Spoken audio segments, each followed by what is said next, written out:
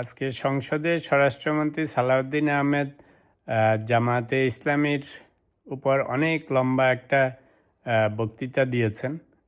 তো সেই বক্তৃতার অনেকখানি অংশ আমি নিজেও শুনলাম। তো উনি শুরু করেছিলেন হলো ইসলামী ব্যাংক নিয়ে। বোধহয় উনি কিছুদিন আগে বলেছিলেন যে 2024 থেকে ইসলামী ব্যাংক থেকে একটা প্রকল্পে 11,000 কোটি টাকার মতো ওখান থেকে ইস্যু করেছে। তো সেটার অনেক টাকা পয়সা আবার নির্বাচনে খরচ হয়েছে, এটা সেটা হয়েছে, যাই হোক। তো সেটা নিয়ে মনে হয় জামাত চ্যালেঞ্জ করেছিল স্বরাষ্ট্রমন্ত্রীকে। তো উনি সেটার কাগজপত্র নিয়ে এসছেন যে কবে কত হাজার কোটি টাকা ডিসবার্স করা হয়েছে। সেটার সূত্রে উনি আবার জামাতে ইসলামীর উপর বড় ইতিহাস শুনিয়েছেন যে জামাতে ইসলামী কেন ইসলামিক দল না। তো সেটাও বোধহয় জামাতে ইসলামী একসময় চ্যালেঞ্জ করেছিল স্বরাষ্ট্রমন্ত্রীকে যে যদি জামাতে ইসলামী ইসলামী দল কিনা সেটা জানতে হলে জামাতে ইসলামের গত 100 বছরের ইতিহাস আপনাকে জানতে হবে। তো স্বরাষ্ট্রমন্ত্রী সালাউদ্দিন আহমেদ এই সুযোগটাই নিয়েছেন।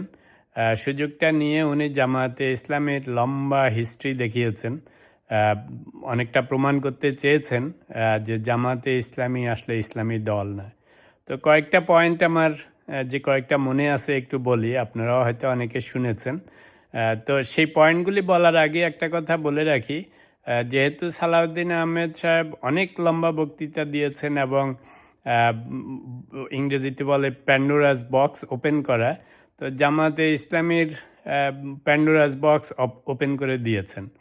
তো এখন টু বি ফেয়ার টু জামাতে ইসলামী, আমার মতে আরেকটা সময় জামাতে ইসলামী ফ্লোর নিয়ে হয়তো ওনাদের আত্মপক্ষ সমর্থন করলে দুটো হবে। একটা হচ্ছে ওনারাও একটা সুযোগ পাইলেন ক্লারিফাই করার জন্য, খালি স্বরাষ্ট্রমন্ত্রী একলাই বলে যাবেন তা তো হবে না। তো ওনারা যদি ফ্লোর নেন এবং সেগুলি ক্লারিফাই করেন, ডিসপিউট করেন, রিফিউট করেন, তাহলে আমরা দুদিকের বক্তব্যই শুনতে পাব। তো এবার আসি সালাউদ্দিন আহমেদ সাহেব কিভাবে প্রমাণ করেছেন যে মানে ওনার মতে জামাতে ইসলামী ইসলামী দল না। আপনাদের মনে আছে কিছুদিন আগে উনি একটা বক্তব্য দিয়েছিলেন যে মির্জা ফখরুল ইসলামও যেমন ইসলাম না, জামাতে ইসলামীও তেমনি ইসলাম না। তো যাই হোক, উনি জামাতে ইসলামের ইতিহাস বলতে যে উনি গত 80-90 বছরের যে ইতিহাস দিয়েছেন, উনি বলছেন যে জামাতে ইসলামী একটা ইন্টারন্যাশনাল সংগঠন। তো শুরুর দিকে এটা জামাতে ইসলামী বাংলাদেশ ছিল, অর্থাৎ জামাতে ইসলামী পাকিস্তান, জামাতে ইসলামী ইন্ডিয়া, জামাতে ইসলামী কাশ্মীর, এরকম অনেক কিছু আছে। তো পরবর্তীকালে জামাতে ইসলামী সেটাকে একটু চেঞ্জ করে বাংলাদেশ জামাতে ইসলামী করেছে। আচ্ছা, তো উনি বুঝাতে চাচ্ছেন যে জামাতে ইসলামী একটা ইন্টারন্যাশনাল অর্গানাইজেশনেরই অনেকটা ব্রাঞ্চের মতো। যাই হোক, আর যে কয়েকটা জিনিস উনি বলেছেন সেগুলি অ্যাকচুয়ালি ইম্পর্টেন্ট। উনি বলেছেন যে জামাতে ইসলামী যদি ইসলামী দল হয় তো ওনাদের মেইন উদ্দেশ্য হওয়ার কথা ছিল শরিয়াভিত্তিক রাজনীতি করা, শরিয়াভিত্তিক নিয়মকানুন প্রণয়ন করা। তো উনি জামাতে ইসলামীর নির্বাচনী ম্যানিফেস্টো নিয়ে বলেছেন যে এখানে ওরা বলেছে যে ওরা নির্বাচনে জয়লাভ করলেও শরিয়াভিত্তিক আইন চালু করবেন না, তো যেটা ইসলামে সাজেস্ট করে। তারপরে বলেছেন যে হিন্দু, বৌদ্ধ, খ্রিস্টান সবই ঠিকঠাক মতো চলবে, ওনাদের কোনো অসুবিধা নেই। তারপরে উনি আরও অনেক কিছু বলেছেন যে জামাতে ইসলামী ইসলামী মতে যে সমস্ত জিনিস করার কথা সেগুলি ওনারা করবেন না, শিক্ষা ব্যবস্থা করবেন না, অর্থনীতি করবেন না, ব্যাংকিং ব্যবস্থা করবেন না, মানে কোনো ব্যবস্থাই ইসলামী মতে যেগুলি হওয়ার কথা ছিল সেগুলি ওনারা করবেন না। তো এই ধরনের কথা ওনাদের নির্বাচনী ম্যানিফেস্টোতেও আছে এবং বিভিন্ন সভা সমিতিতে ওনারা এগুলি বলেছেন নির্বাচনের আগে। তো ফলে সালাউদ্দিন আহমেদ দেখিয়ে দিয়েছেন যে জামাতে ইসলামী নামে ইসলামী হইলেও আসলে ওনারা ইসলাম প্রতিষ্ঠা করবেন না বাংলাদেশে, ওনারা আধুনিক গণতন্ত্রের ভিত্তিতে দেশ চালাবেন, শরিয়া আইন চালাবেন না, এগুলি বলেছেন।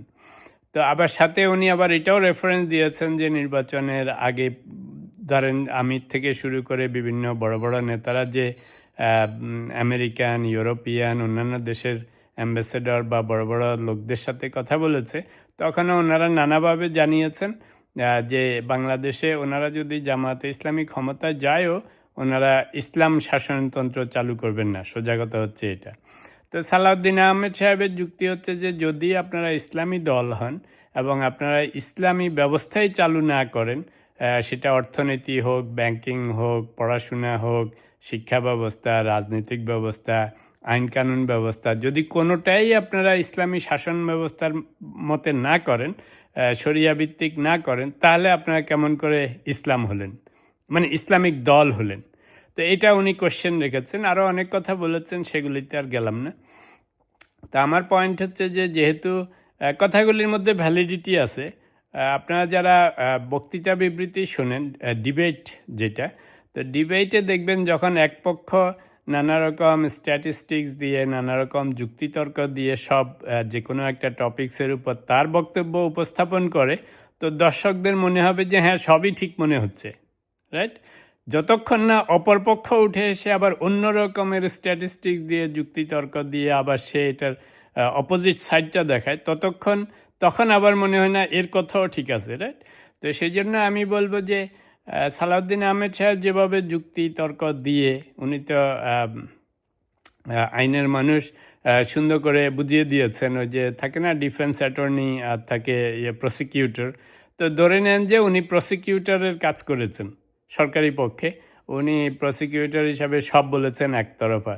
তো এখন এই জন্য আমি সাজেস্ট করেছিলাম ভিডিও শুরুতে, তো এখন ডিফেন্স অ্যাটর্নির আসতে হবে, এসে বলতে হবে, উল্টা যুক্তিতর্ক দিতে হবে যে কেন জামায়াতে ইসলামী ইসলামিক দল, কেন ওনারা শরিয়া ভিত্তিক আইন করতে চান না, কেন ওনারা ইসলামিক ব্যাংকিং ব্যবস্থা করতে চান না, কেন ওনারা ইসলামিক শিক্ষা ব্যবস্থা করতে চান না, কেন ওনাদের নির্বাচনী ম্যানিফেস্টোতে নাই, কেন ওনারা এই সমস্ত কথা দেশি বিদেশি লোককে বলেছেন। তো ওনাদেরকেও তো একটু সুযোগ দিতে হবে, কি বলেন?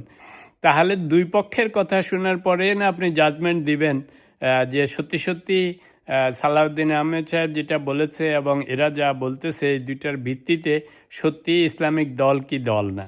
তো সেই জন্য আমি সাজেস্ট করব জামাতে ইসলামীকে যে আপনারা এটাতে চুপ করে না থেকে, যদি সাহস থাকে তাহলে এই সুযোগটা নেন, স্পিকারকে বলেন যে সালাউদ্দিন আহমেদ সাহেবকে যেমন লম্বা টাইম দিয়েছেন, অন্যান্যদের থেকে ধার করে টাইম দিয়েছেন, আমাদেরকেও লম্বা টাইম দেন, আপনারাও আপনাদের অন্যান্য সদস্যের টাইম ধার করে নেন, নিয়ে এই সমস্ত যুক্তিতর্কের বিপক্ষে আপনাদের আত্মপক্ষ সমর্থন করেন, যে কেন আপনারা মনে করেন যে আপনারা ইসলামী দল, কেন আপনারা শরিয়া ভিত্তিক যত কিছু করার কথা সেগুলি না ইমপ্লিমেন্ট করলেও আপনারা ইসলামিক দল। তো প্রমাণ করে দেখান দেখি, আমরাও একটু শুনি, তখন আমরা ঠিক করব যে আসলে কার কথায় বেশি যুক্তি আছে। আপনাদের কি মনে হয়, ওদেরকে একটা সুযোগ দেওয়া উচিত না?